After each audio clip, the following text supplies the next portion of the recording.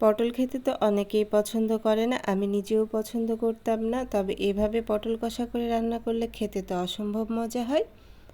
আপনিও চাইলে এভাবে পটল কষাটা তৈরি করতে পারেন, আর এভাবে পটল কষা করলে আপনি ভাত পোলাও সব কিছুর সাথেই খেতে পারবেন।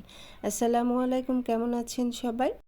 চলুন শুরু করা যাক। এখানে আমি প্রায় 250 গ্রামের মতো পটল নিয়েছি, আর পটলের খোসাটা ছাড়িয়ে নিচ্ছি। দেখতেই পাচ্ছেন আমি পটলের খোসাটা সম্পূর্ণ ছাড়িয়ে নিচ্ছি না, মাঝে একটু করে রেখে দিচ্ছি, তাহলে পটলটা রান্না করলে চুপসে যাবে না।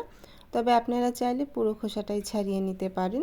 এভাবে সম্পূর্ণ পটলগুলো আমি খোসাটা ছাড়িয়ে নিচ্ছি। দেখতেই পাচ্ছেন আমি কিভাবে খোসাটা ছাড়িয়ে নিয়েছি।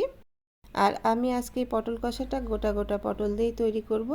আপনারা চাইলে মাছ দিয়েও কেটে নিতে পারেন, দু টুকরো করে নিতে পারেন। আমি সবগুলো খোসা ছাড়িয়ে নিয়েছি, দেখতেই পাচ্ছেন।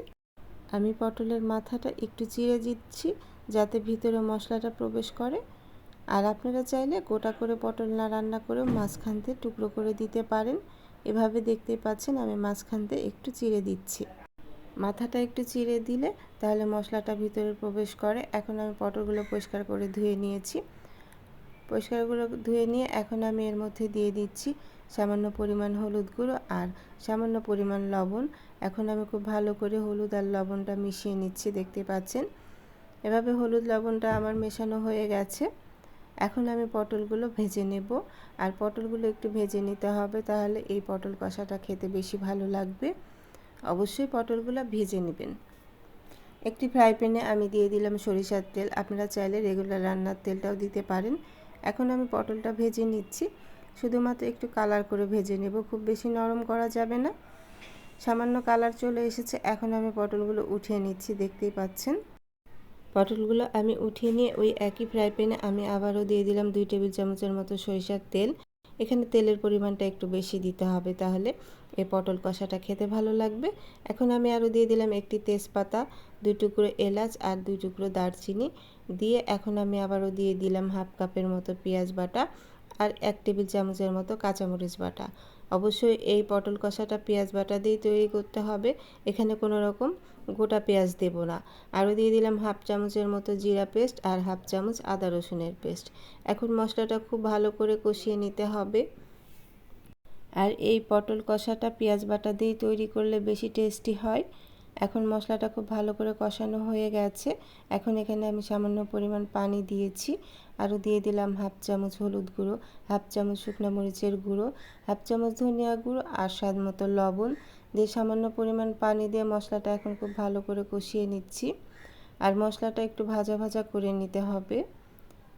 মশলাটা আমার ভাজা ভাজা হয়ে গেছে, দেখতেই পাচ্ছেন। এখন এখানে আমি দিয়ে দিলাম হাফ কাপের মতো টমেটো পিউরি। এখানে আমি টমেটোটা ব্লেন্ড করে নিয়েছি, আর এই টমেটোটা এখানে দিতে হবে। এখন আবারও অল্প করে পানি দিয়ে মশলাটা খুব ভালো করে কষিয়ে নিচ্ছি। আর যেহেতু এটি পটল কষা, সেজন্য মশলাটা খুব ভালো করে কষিয়ে নিতে হবে। মশলাটা যত ভালো করে কষাবেন পটল কষাটা খেতে ততটাই ভালো লাগবে। উপরে তেল ভেসে উঠেছে, এখন আমি আগে থেকে ভেজে রাখা পটলগুলো দিয়ে দিলাম। দিয়ে এখন শুধু কষিয়ে যাব মিডিয়াম আঁচে। চুলার জালটা মিডিয়াম করে রাখতে হবে। এখন আমি ঢেকে দিচ্ছি, মিডিয়াম লো আঁচে ঢেকে আমি পটলটা খুব ভালো করে কষিয়ে নিচ্ছি। আমি এখানে সামান্য পরিমাণ পানি দিয়ে পটলটা কষিয়ে নিচ্ছি, দেখতেই পাচ্ছেন। আমি আবারও ঢেকে দিলাম, ঢেকে মিডিয়াম লো আঁচে এখন পটলটা আমি খুব ভালো করে সেদ্ধ করে নেব। দেখতেই পাচ্ছেন উপরে তেল ভেসে উঠেছে, পটলটাও কষানো হয়ে গেছে আর পটলগুলো খুব ভালো করে সেদ্ধ হয়ে গেছে।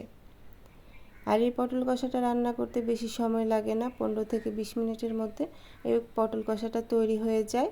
এখানে আমি নামানোর আগে দিয়ে দিলাম হাফ চামচ গরম মশলা গুঁড়ো আর দিয়ে দিচ্ছি সামান্য পরিমাণ চিনি। চিনিটা অপশনাল, তবে দিলে খেতে ভালো লাগে। এই পটল কষাটা আপনি পোলাওয়ের সাথেও খেতে পারবেন, সেজন্য আমি সামান্য পরিমাণ চিনি দিয়েছি। এখন আমি দমে রেখে দিলাম 2 মিনিটের মতো। উপরে তেল ভেসে উঠেছে, দেখতেই পাচ্ছেন। আর আমার এই পটল কষাটা তৈরি হয়ে গেছে, আমি নামিয়ে নেব। আর এই ঝোলটা কিন্তু ঠান্ডা হয়ে গেলে আরও অনেক ঠিক হয়ে আসবে। আপনি চাইলে আরেকটু ভাজা ভাজা করে নিতে পারেন, ওটাও খেতে ভালো লাগে। ঝোলটা আমি এমনই রাখতে চাচ্ছি। এখন আমি নামিয়ে নেব, ঠান্ডা হয়ে গেলে আরেকটু টেনে আসবে। তৈরি হয়ে গেল মজাদার পটল কষা। আপনার বাসায় চাইলে একবার ট্রাই করে দেখতে পারেন। আশা করছি বাসার সবাই এভাবে পটল কষাটা খেতে পছন্দ করবে। দেখে নিশ্চয়ই বুঝতে পারছেন এই পটল কষাটা কতটা লোভনীয় হয়েছে। আর গরম ভাত আর পোলাওয়ের সাথে খেতে তো অসম্ভব মজা হয়েছে। আশা করছি আজকে আমার এই পটল কষার রেসিপিটি আপনাদের ভালো লেগেছে। রেসিপিটি ভালো লাগলে চ্যানেলটি সাবস্ক্রাইব করে রাখবেন ও পাশে থাকা বেল বাটনটি অন করে দেবেন, যাতে করে আমি নতুন কোনো ভিডিও আপলোড করলে সাথে সাথে আপনার কাছে নোটিফিকেশন পৌঁছে যাবে। আর যারা ফেসবুক পেজ থেকে দেখছেন তারা অবশ্যই ফেসবুক পেজটি আমার ফলো দিয়ে রাখবেন ও একটি লাইক কমেন্ট শেয়ার করে রাখবেন। আজ বিদায় নিচ্ছি, চলে আসবো আবার অন্য কোনো নতুন ও সহজ রেসিপি নিয়ে। আল্লাহ আপনাদের ভালো রাখুন, সুস্থ রাখুন, ভালো থাকবেন সবাই। আল্লাহ হাফিজ।